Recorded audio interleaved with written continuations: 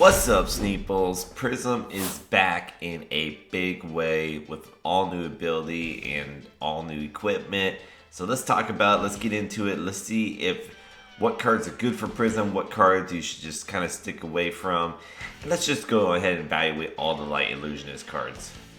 Okay, we'll start with the Luminaris, the new Luminaris, the Celestial Fury. I think this is the weapon you're going to have to play with the new Prism. Yes, of course, it's not as good as the old Luminaris. I miss the old Luminaris. I hate the new Luminaris. But, you know, it's serviceable for what you want to do with this Prism. You definitely want to try to get in with, if not Herald and Angel, at least 2 Angels or 2 Heralds a turn. You want to try to do more than just one big attack a turn. So this Luminaris really helps with that, allowing that to be a possibility. Next up, Empyrean Rapture. Another card where I just feel like this is like an auto-include into Prism.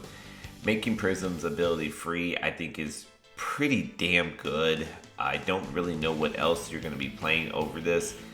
Maybe a Vestige of Soul build out there, but I think this is just intuitively the best chess piece for her.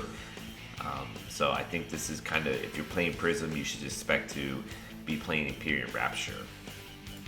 Alright, now we get into the figments here. And I think, obviously, with Herald of Erudition being the best Herald, because of the Draw 2 ability, Figment of Erudition is probably the best Figment. I mean, turns into the best Angel. Having the Ponder token can be real nice for the Figment side. And then being able to draw 2 cards is awesome as well. So I think this is one that you want to get out, but maybe not too early. You know, you want to be able to get an attack in with it, to get a trigger off of it, to really get the full value from the Figment side and the Angel side in order to really, really make Prism busted, right? Really get her going. Being able to draw multiple cards, allowing you to do multiple things a turn. This is definitely an attack that you want to kind of start with. I definitely like this Figment. I think this is a must-have. Now this one, however, is probably a sideboard card, and you might not even need it to be in your sideboard, to be 100% honest with you. Basically, I could see this working best against Levia, just because it seems like with Vincent, she will banish one thing with Blood Death and then play it that same turn. So you're not getting a lot of value targeting Vincent cards because she tends to not let them stay in the banish zone all that long. But Levia does, and especially if she's going to turn to the Soul Plasma Effect, or Soul Eater Plasma Effect, or whatever his name is. This is a good one to have against that because it can, stop that Dread Screamer from being played from the banish zone, which is nice there. So I think this is really just depending on how big Levia is going to be, and therefore I don't think this is a Figment that you want to have in your deck because, I think it's just meta dependent. But if Levia is huge, then yeah, I can see that being big. Figment of Protection. This one is a auto include because this is one of the few ways that in this new Prism build that you can make Spectral Shield tokens.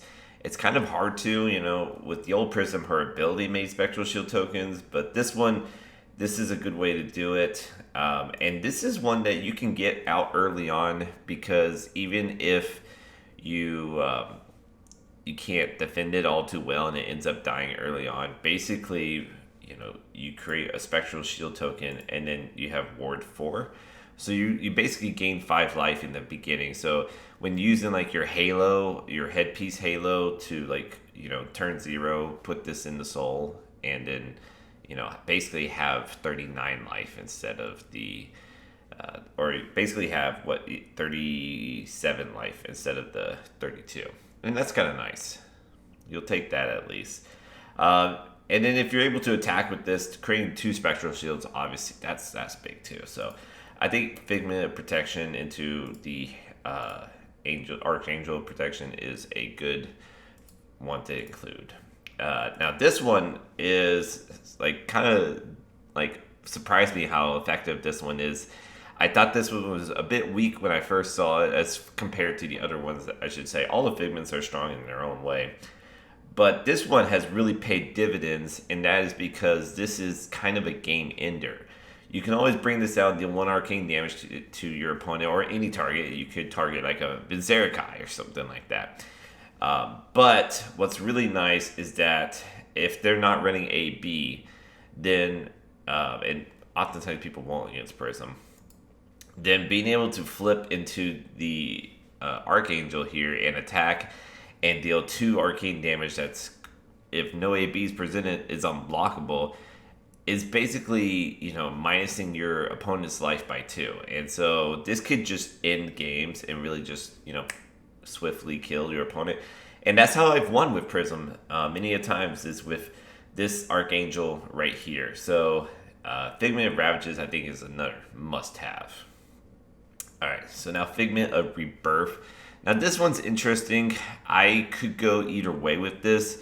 I'm in the boat that I don't think you have to play all Figments. None of them block, and it'd be the worst thing if you got a 4 Figment hand. Luckily they're legendary, so that's less likely to happen. But what I'm saying is that you're kind of trying to keep your angels alive. And so when you have cards that don't block in your hand, that's really hard to do. So you might not need all Figments. Now with this Figment of Rebirth, you're able to basically have some recursion. I could maybe see this against like Uzuri or slower type builds, but I think you're not going to run into too many slower type builds. So I think this is fine. I don't think it's necessary, but it's an okay ability. So that's kind of where I am with this card. I could do without it, to be honest. But Figment of Tenacity, this one I am strongly just like, you don't need this Figment. The Dominate is kind of whatever. And then, the fact that you have to attack with this Angel first to give your next Herald Dominate is really whatever. So yeah, I just don't think this Angel is needed, or this Figment is needed, so I'm going to pass on that one. Figment of Triumph, I could see this being a sideboard card if you're going against, like, I don't know, a Bravo, or Reinhardt, or Levia, or just any deck that can just constantly pop. This could help with that, so I can totally understand this one here. I think it's okay. The fact that you have to banish in order to get the ability to happen could be kind of meddlesome, but I don't know. It's okay. It's okay. It's not like the best of the Figments, and it's not the worst, but I don't even know if it deserves a sideboard slot. It is just one card, so probably can make it work. Figment of War. This one is like the opposite of Figment of Ravages. I thought I would be all about this card, and now I kind of see this as possibly the weakest Figment. Well, maybe Figment Tenacity is, but I think the Courage token is good. I do like Courage tokens, but Courage token with a Prism seems to be kind of a waste. I mean, your Heralds are already so big, so I don't know why you need to make them one bigger, or your Angels one. Well, I don't think Angels counts towards it, actually. And then the Bologna side, everyone was pretty hyped with this card at first, including myself, because, you're looking at Angel Tribal, because +1 on each Angel you control. But the truth is, it's kind of hard to have multiple Angels out there, especially when they can just be attacked or just destroyed by any point of ward damage. And there's a ton of stuff out there that makes it where damage can't be prevented.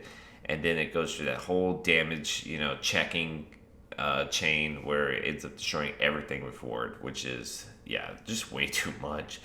So I think that this isn't in its time yet. I don't quite see this as being super valuable. Maybe there's a Prism build that comes out which is hella defensive and only attacks with Angels, maybe then, but I don't see that deck as something to be in existence.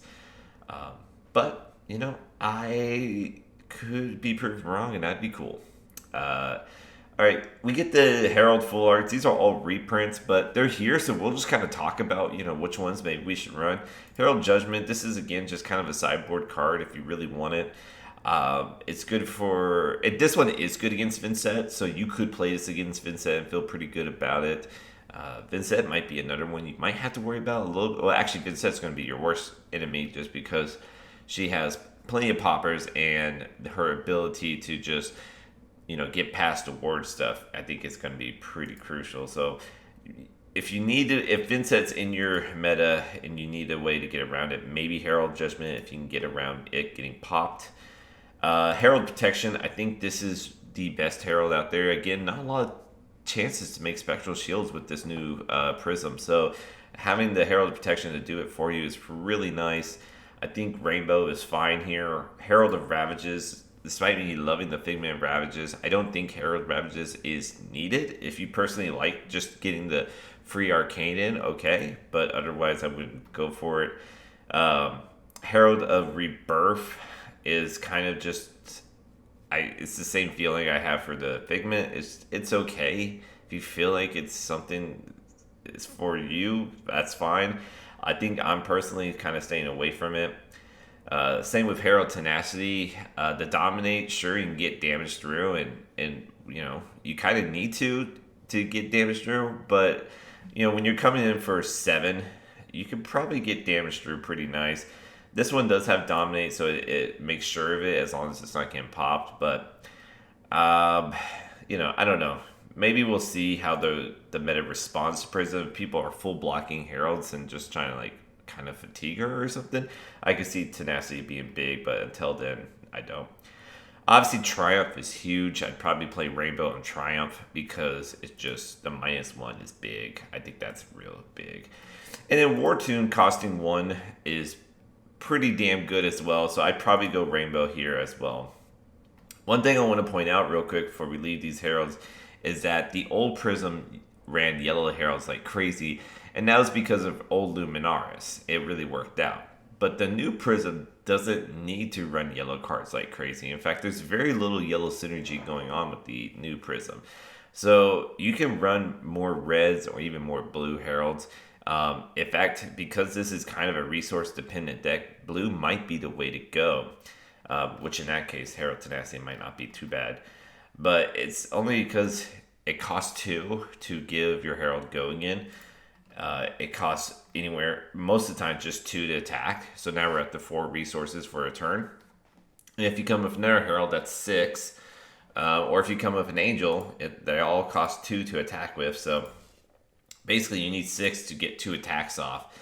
And so having blues might be a better option for this Prism than the old yellows. So I just wanted to put that out there that, kind of think differently when building this Prism deck. You don't need yellows like you once used to. Okay, so moving on. This is one of the problems with Prism, is that she has cards that are pretty good. I actually like this card. It's just a lot of her cards, as you can see here, have no block value.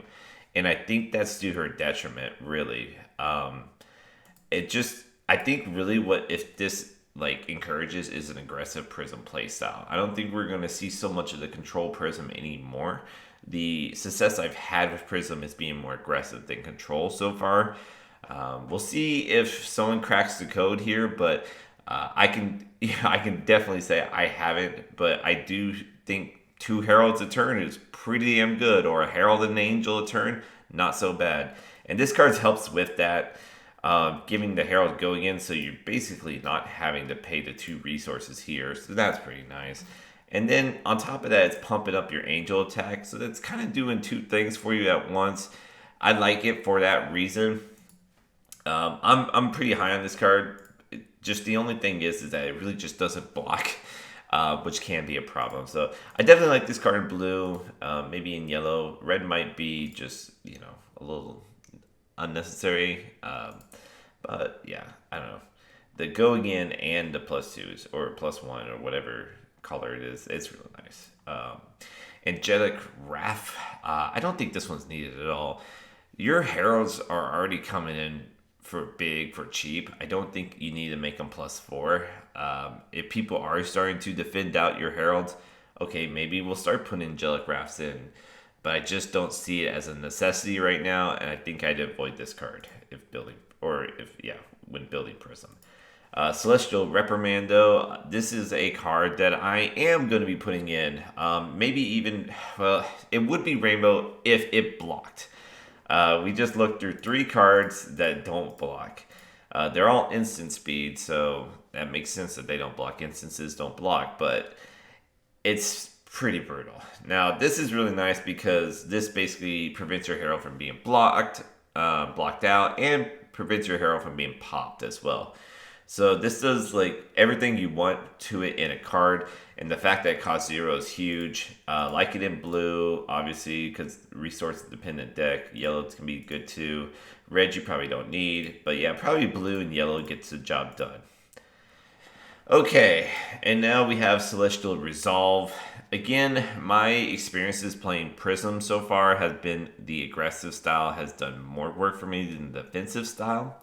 And what I mean by defensive is just building angels and protecting them with everything and then attacking with them and like slowly killing your opponent that way. That can go some distance, but it doesn't go very far.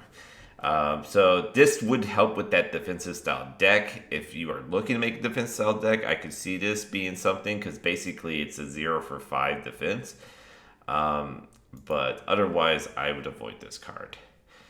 And there it is. That is all of the Prism cards. Surprisingly, not a lot of new Prism cards other than the figments. And you can only have one of those. So you're going to be running a lot of old Prism cards to make this work. Just because it's right by Prism. I'll talk about Light Soul. I think this is kind of just a Prism card. So I think if you want to put this in, I'm all about it. This is going to be one of the few cards that will synergize with other yellow cards. But this is not a necessity, so don't feel like you have to buy this Fable. Okay, guys, that's Prism. Super excited to see if she gets some early success or if someone cracks the code. Maybe get Michael Hamilton on it. I don't know. But yeah, let's find out where Prism goes. But I think right now, I would say that she'll make a splash in the meta in the very beginning. And I think I'm just going off of old Prism where you really just could not count her out. And so I wanted to say that she will be in this new meta, but I don't know. I haven't quite seen it yet, to be 100% honest with you. It's been a little lackluster for Prism for me. So if you have cracked the code, if you know what you're doing, Prism, let me know.